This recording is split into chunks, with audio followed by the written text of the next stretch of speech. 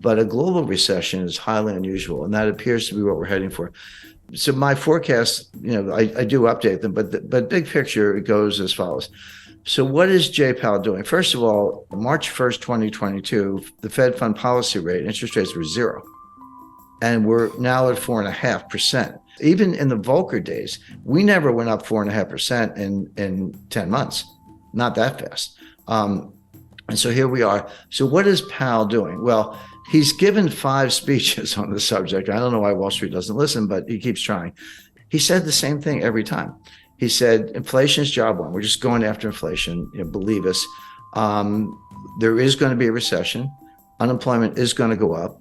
There's going to be pain. I've never heard a Fed chairman use the word pain. He used it 5 times in one paragraph in the Jackson Hole speech. And that's what we're doing. And believe us when we say it. Now, how long will he raise rates? How quickly? And what's he trying to do? Powell is trying to get to something that he calls the terminal rate. But the definition of the terminal rate is it's a rate that's high enough to cause inflation to come down on its own without further hikes. So we'll get to a level, and then inflation is coming down, by the way. And in the last 5 months, in the U.S., it's gone from about 9% to 8.7, 8.2, 7.4, 7.1. So it is coming down. Having said that, the target is 2%, and 7.1 is still a far cry from 2. So he's not there, but he's making progress. Now, so here's I hate to use the word conundrum, but it kind of is. Wall Street's saying, you're done. You did it. Mission accomplished. Inflation is coming down. You got what you wanted. Give it time. Stop raising rates. You're going to kill the economy. But the Fed is saying, well, we actually don't know. We can't untangle it. Yes, inflation is coming down. That's objective. But is it coming down because we're still raising rates? Or is it coming down because we're at the terminal rate? Those are 2 different things. And right now, and this is what Powell's been saying, the Fed leans to the view that they're not at the terminal rate, that inflation is coming down because they're raising rates. They have not achieved the terminal rate. So my expectation is the Fed will raise interest rates 50 basis points on February 1st, and then probably 25 basis points in March. March 22nd is the Fed meeting after that. So those 75 plus the 450 we have now, that'll get you to 5.25. And even the more hawkish members think that that's probably the terminal rate. So Powell and the Fed have said, yeah, inflation's coming down, but it's because we're raising rates, not because we're at the terminal rate.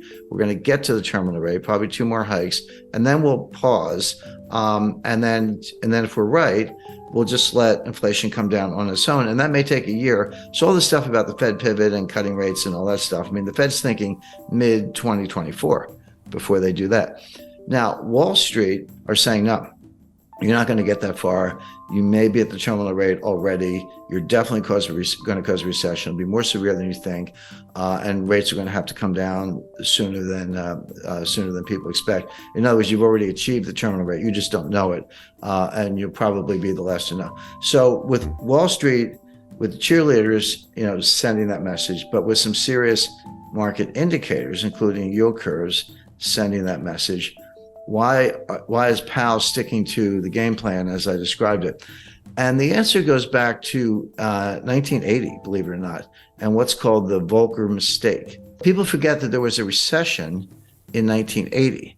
It was sharp but quick. It was over very quickly. It had nothing to do with monetary policy. The Carter administration issued some dopey regulation on a ceiling on credit card interest rates. And the industry said, fine, we're just not going to lend anybody any money. The economy fell instantly, kind of like a smaller version of what happened in 2020 with the pandemic panic. And then they said, oh, sorry, just kidding. And then they took the ceiling off, and then things got back to normal. Now, this was a time when farmers around the country were driving front loaders and tractors to Washington, and they were circling the Fed building. And one guy drove his tractor up the steps of the Fed, and Volcker was being burned in effigy. That all happened. So it was a little bit of pressure. And of course, Congress was up in arms and the White House was up in arms. So Volcker, not quite panicked, but he cut interest rates 7 percentage points, not 0.7, 7 full percentage points to deal with the recession, which, number one, was unnecessary because the recession was caused by a policy blunder from the White House, which was quickly corrected. And number two, he had not won the fight against inflation. Well, after he cut rates and we came out of that very quick sort of snap recession, inflation got even worse. And that's when Volcker had to raise rates to 20%. And Volcker, in hindsight, and he said this in his last book, just before he died, he said, we shouldn't have done that. We should have stuck to our inflation mission. So now Powell, remember, Powell's not an economist, he's a lawyer, so he kind of thinks like a lawyer. I can relate to that, looking at both sides. Powell does not want to be that guy. He does not want to be the guy who balks early and cuts rates, the famous Wall Street pivot, before the battle against inflation is won, because the outcome could be exactly what Volcker experienced, which is inflation wasn't done, doesn't go away, comes back stronger, and then you do have to destroy the economy, as we did in 1981-82. That was the worst recession.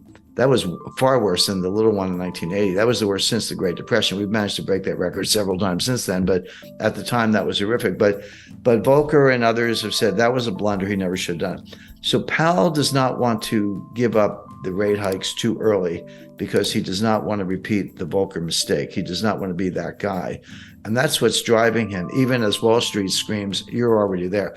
So the question, so that's the lay of the land. There's the two competing sides. How does this play out? In my view, Powell probably is there. He probably is at something like a terminal rate. He probably doesn't have to raise interest rates anymore. He doesn't believe that himself. His models tell him otherwise because they're relying on the Phillips curve, which is junk science. I mean, the last time I looked at a Phillips curve, it was flat. At least where I went to school, curve was curved. This thing is flat. There is no correlation between unemployment and inflation. There just isn't. But the Fed thinks there is. So I always tell people, don't. If you want to forecast Fed policy and understand the Fed, don't think like a rational person. You have to think like the Fed, because you have to get inside their heads or else you're going to get it wrong. So they're looking at unemployment, which is the lowest. The unemployment rate is the lowest since 1969. Well, if you believe in the Phillips curve, then that's a sure sign of inflation. As I say, even though it's coming down, it's still pretty high. So they think they have to keep fighting this fight. But here's what they're missing. Here's where it all falls down. Yeah, inflation as measured, CPI, PPI, personal consumption expenditure, core, non-core, year over year. There are like 20 different ways to measure it. It is coming down, but there are two sources of inflation. And it's going to sound obvious, but you got to separate them: the supply side and the demand side. They both result in price increases, but they have completely different dynamics. Supply side inflation is what we're seeing. It's what we saw in 1974 with the Arab oil embargo during the Arab-Israeli war when they cut us off from oil. And, you had to line up for gasoline. I lived through that. Bare shelves, and you couldn't get certain things. It wasn't that every supermarket shelf was bare the way it was in East Germany in the 1950s, but something was always missing. And that's still the case today. So, of course, prices went up and, people were trying to pay whatever they had to get what they needed. And energy prices were a big driver of that. So that feeds through as a form of inflation. The other kind of inflation is from the demand side. So the supply side is called cost push. Costs go up and they push it onto the consumers. The other kind is from the demand side. It's called demand pull. And basically consumers have a change in mentality. They're worried about inflation. They would say, hey, I was thinking about buying a refrigerator. Gee, I better go buy it today because if I wait for 6 months, the price is going to go up. Or apply that to anything, a new dress, new suit of clothes, whatever. And so you're pulling demand forward and it's behavioral. And that will also drive prices up. But they're very different things. Now, cost push can morph into demand pull. That's what happened in the 70s. It started from the supply side. But by the late 70s, 80s, and Volcker, which we've just been talking about, it had tipped over into the demand side. That hasn't happened yet. We've had the supply side inflation, the cost push. It hasn't yet tipped into demand pull. It hasn't really affected consumer behavior that much in terms of people anticipating more inflation. It could, but it hasn't happened yet. Here's why that's an important distinction. Cost push inflation negates itself. The old saying that the cure for high oil prices is high oil prices because people can't afford it. Maybe if demand is inelastic, if you got to fill up your Ford F-150 truck with gasoline to take the kids to school or go to work. But if you're unemployed, you're not buying any gas because you're not leaving the house. So it tends to negate itself, whereas demand pull feeds on itself. Powell has not made that distinction. And if I'm right, I think I am right, and the evidence backs that up, this inflation will come down, not because the Fed is raising interest rates, but because higher prices destroy demand all on their own. If I used to pay $75 to fill up my truck with gas, and now I have to pay $150, which is about right, I'll do it because I got to get to work. But that's $75 I'm not going to spend on something else. I'm not going to go out for dinner. I'm not going to go to a show, a concert, or buy a new camera, whatever it might be. So it does tend to depress demand, destroy demand, and hurt the economy. And then it slows down, and then the inflation comes down on its own. That appears to be happening. But Powell hasn't really made the distinction. He's fighting the last war. I hate to use a cliche, but he's fighting the Volcker War. And what he's got looks a little bit more like the Herbert Hoover War. That looks a little bit more like the 1930s than the 1970s. So the bottom line on all this is the Fed is going to raise rates at least twice more for the reasons I mentioned. Powell doesn't want to repeat the Volcker mistake. He thinks the battle's not won. He has to get to the terminal rate. In reality, he's probably already there, if there is such a thing as a terminal rate. It's another one of these things they made up. Inflation is coming down, and so will probably continue, but for really bad reasons.